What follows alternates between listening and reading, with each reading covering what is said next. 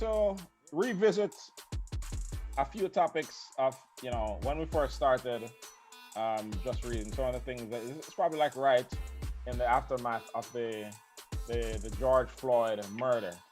And, as tragic as that was, and basically we've had pretty much nonstop protests and stuff in certain areas ever since that incident.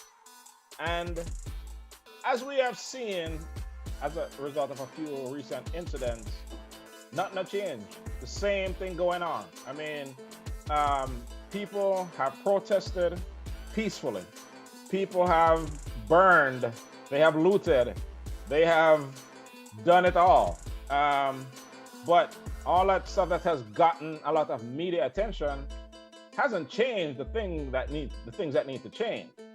And so it's like it certainly hasn't changed the police behavior, which is what needs to change. And so, just a couple recent incidents, like in Lafayette, Louisiana, a few days ago, there's a black man. I don't know what was going on, but he had a knife or something, right? And police, I don't know the background of what happened, but he was walking with a knife away from the police. He was walking away from them, and I guess they were telling him to stop, and he's steady walking away from them, not turning to them, threatening them or anything. He's walking away. And then he opens the door to walk inside a convenience store, and as soon as he does that, 10 shots in the man back, kill him. Mm-hmm. So, again, it's not like he was coming towards them with the knife. He was walking away from them. They shot the man in the back 10 times and killed him. And then the other incident with Jacob Blake in Wisconsin, where, and I don't know what started this whole thing, but apparently he was breaking up a fight between two women. Right. That's what the report was. Right. Yeah. Right. And once I saw, from where I've seen the video started, I see the man walking away, walking to his truck where his three sons are. Three kids are in there. Police are holding him by his shirt, and he keeps walking, and the man opened the door, and then they shot the man in the back 7 times. 7 times. If you do that, you're looking to kill this man. I don't know how this man is alive. He's alive today. His family said he is probably going to be paralyzed. He's paralyzed right now. Whether or not he recovers from that. There was an update on that before you finish. They had some good news on that. They think it's just because of the swelling and stuff that's going on. But that's when it goes down, it's putting pressure on his spine. So once that goes down, he probably will be able to walk again. So thank God for that. That's that deserves a praise break, because if you see that video, somebody like this close to him, point blank, shot the man in the back 7 times, and for him to be alive, possibly be able to walk again, man. Yeah. So Tex said it best one time. These cops out there are scared, and if they are that scared, they shouldn't be a police. And I wholeheartedly agree with Tex. You can't be a cop if you're out there scared like that. Come on now, think about it realistically, and I'm just being real. The kids that we grew up with that became cops weren't Jack in high school. You know what I mean? They were the scared ones, and I'm not to say all of them, but the ones that I know and come in contact with, not all of them, but they were. And it's basically a position of power, to them, and it is a power struggle. There's not one situation that I've seen where a black man has gotten killed where they couldn't have done it a different way. And they have tasers, okay? And I've seen multiple videos of same situation, white person, people, where they're actually coming at the police, trying to chasing them down, stealing the cop cars, doing all the kind of stuff, and not even a taser comes out, okay? But 9 times out of 10 when it's a black person and them walking away, it's, come on now, we get shot in the back. You know what I'm saying?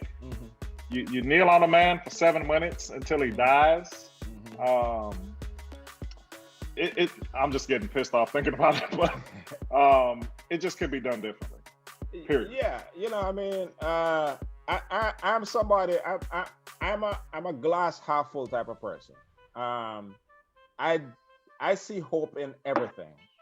In generally speaking, the more and more of these incidents that happen, I'm kind of losing hope that this will ever get better, because I really do not know what it will take to bring about a change.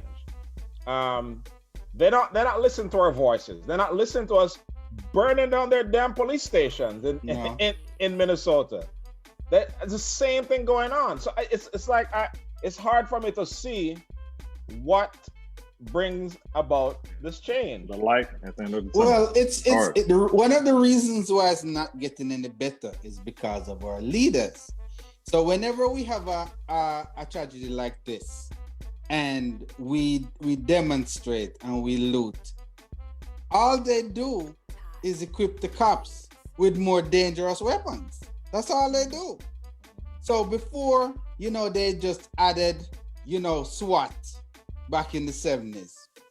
Now you see cops coming out in military gear, military trucks, right, to handle a regular protest, right? It's just getting worse. What's next? They're gonna give them artillery. They're gonna give them rocket launchers. What is next? I mean, why not? But here's a topic we touched on before as well. The cops aren't being held accountable. Let's be real. Yeah, because of the leaders. Let's be real. Breonna Taylor, we're still calling for justice for her. Okay. The Wisconsin situation, I don't see any charges being filed for that cop. So until these cops are held accountable and they feel like they can lose their job or lose their livelihood, nothing is going to change. And there needs to be some serious, training. As I said, it goes back to the leadership, because all these cops do, you hear they get fired. But what they don't tell you is that they can just go to the precinct next door. Go to another police station. Right. True. And they're fine. Yeah. Right? Yeah. When you hear that cops are allowed to purge their own files, they can go through on what they don't want in their file. Delete that. They can purge it. I've never heard anything so stupid in all my life. You can't do that on your credit report. Just no, you can't even do that to your regular job. I have a 9,000. So these police captains telling these cops, hey, if you have something bad in your file, now's the time to get it out, because they're cracking down on us. That's my first time even hearing that. That's madness. Yeah, so people are like, what?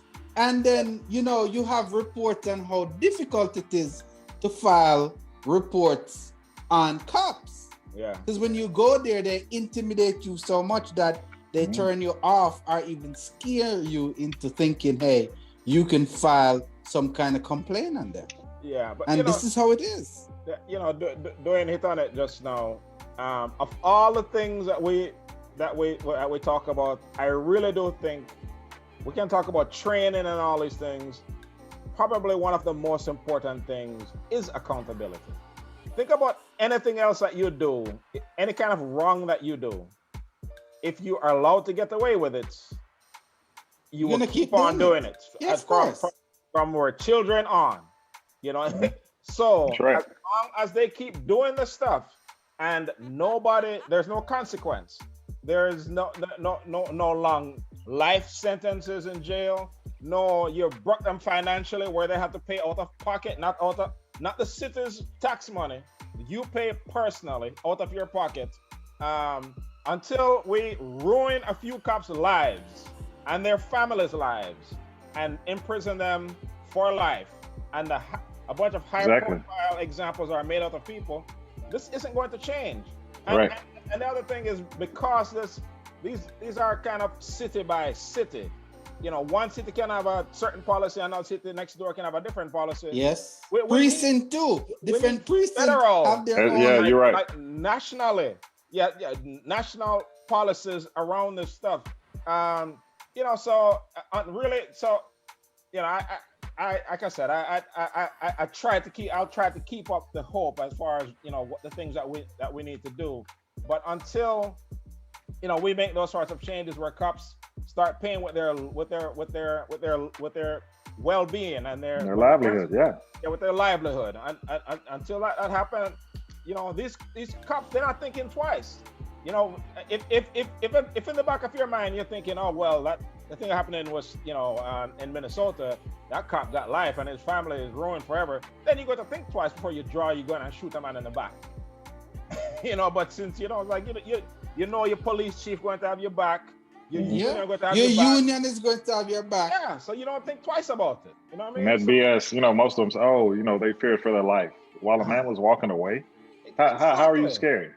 Yeah, how are you scared? And like the Lafayette situation happened first, and that one has gotten a lot less coverage because the man had a knife, I guess, right? But so I saw the video before I read an article about it. So just looking at the video, I'm like, what the hell is that? I mean, that's clearly wrong. But when I read the article about it and read what the police saying, like, he had a knife. They're trying to justify it. Yeah. He was going in a convenience store, threatening the life of others. First of all, you don't know what the man was going to do because all he did was open the door, and you kill him before he even walk in there. So it's frustrating, brothers. They're too protected, and until we have the leaders, deciding, hey, we're gonna have to cut down on what these cops are doing. And we're going to have to hold them accountable. They won't change. They have no need to change because it's a culture. They'll tell you that, we don't really train people to kneel in people's neck. That's not true. Because if it was I see it done all the time. All the time. Exactly. And they're telling you, hey, this is not a training. We don't train them to do that. So where are they learning it? Yeah. All the cops learn it all at once. Where are they learning it? New York, Eric Garner. In Aurora, Elijah McClain, that young boy there in his case, and his case hasn't gotten a lot of attention either. Where he was simply just walking down the streets, not accused of committing any crime. He had on let's say he was an introvert or something, so he had a mask over his face, but he wasn't accused of committing a crime. Police walk up to him and what you doing here with that mask? What you're suspicious, and then I guess they strangle him or something, and then he later passed they out and injected died. Him. They injected him with something. Yes. So, why the hell did they inject him? I didn't even know cops could do that. I really didn't know. What is that about? Right? Well, it was supposed to be a drug where they say it'll calm you down. Something like red light. Hell no. I didn't even know they were allowed to do that. Me neither. No, right? that can't be legal. I have never heard of police injecting anybody with anything. Medical problems. That is what causes medical problems. And but he was sick, and that was one of the reasons why he had covered his face. Yeah. Right? Yeah. He was sick. And they weren't trying to hear that. They're like, oh, you look suspicious. But when they showed the video of him in the grocery store, he didn't have the covering on. So he wasn't a threat to anybody. He wasn't trying to disguise his identity, right? It was just when he got outside, he put it on and was walking home. I think he went to the grocery store to buy something for his grandmother or something. And they killed him. And again, he was not suspected of a crime. It's like, you know what? I don't like the way you look. You look suspicious. I mean, really, what if that were the criteria by which police can legally grab up anybody? And I don't like the way you look. You look suspicious. That shirt you have on, I don't know. That kind of look thuggish to me. So happens all the time. Actually, that's happened to me before. I've heard a cop pull me over and tell me that I look in their defense, you do look a little suspicious. Really? in the shirt that I have on, right? Yes. Yeah, but right. Thugs be wearing Nikes. Yeah, because I mean, this happened to me. This happened to me in Bel Air. I was visiting a friend in Bel Air. I was coming back one night, The cop pulled me over and was like, "You look Stay like out of them place, youth. But no, at the time I didn't even know it was like that. Yeah, you know. And when I spoke, when I spoke to the person the next day, they were like, "Man, I don't even drive through there." Yeah. You know what? I would love to hear people's stories about getting pulled over. I'm pretty sure there's a lot of them out there. Because I mean, I have several, and it wasn't because of what I was wearing; it was because what I was driving. You understand what I'm saying? That's exactly it. Rich people problems. Yeah. Not even that, but the first question I got was, "Whose car is this?" Is it? You know that the same thing. Like what? The exact same thing. Yeah. The first question out of it: Is this your car? Yeah. It was like, "This is registered to a gear. Is this your car?" What? I was so shocked. I was like, "What?" So he was like, "Oh, there's a lot of cars being stolen around this neighborhood." I was like, "Oh my god." That's my rich cousin. So I ain't driving no big Range Rover or nothing like that. Range Rover. Like a cousin I know. They have rich people problems. Oh man, but I have stories too. I mean, and the thing is, when you think about it, they can really pull you over for anything. So the one that immediately comes to mind, I was driving on, University of Texas campus, coming back from the computer lab. This was pre-laptop days and all that, so you have to go to the lab to do your work. And I was, up there all night, and I'm driving back, to my dorm at like 3:00 in the morning, and police just come and pull me over. I'm driving like a 1980 something Acura Integra, and they're and pulled me over and walk red up, one. Yeah. Walk up to me and it's like, what the hell are you doing on this campus at this hour? I'm like, I go to school here, and then ask me for my information, and then I like reach in for my for my insurance. That man draw his gun and point at me. Oh Lord. I'm like, so and that's the thing. The way those things that situation could have gone bad very fast. Quickly. And then whose word is it going to be? It's going to be cops. His word against me, who not even going to be here. You know what I mean? So that we give these people too much damn power, and they're just entitled, and they can do whatever, pull over whoever they want to pull over, and then report whatever they feel like.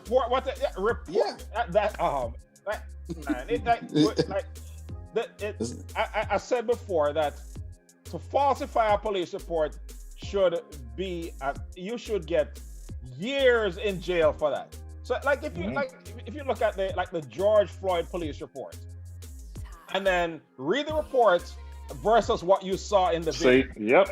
The guy said he misremembered. I didn't even know that was a word. Is that in the dictionary? He misremembered. You did what? The man said that they responded to the scene, and they I don't remember what reason that they make up, and then the suspect appeared to be under medical duress, and he later died. That's the story told. So without that video, that would be the story. We put him in handcuffs, and then he had some sort of seizure and just died. Right before we beat his ass in the back of the patrol car. Oh man. Anyway, so keep hope alive, people. Keep hope alive for me, because sometimes I kind of lose a little bit of it. Here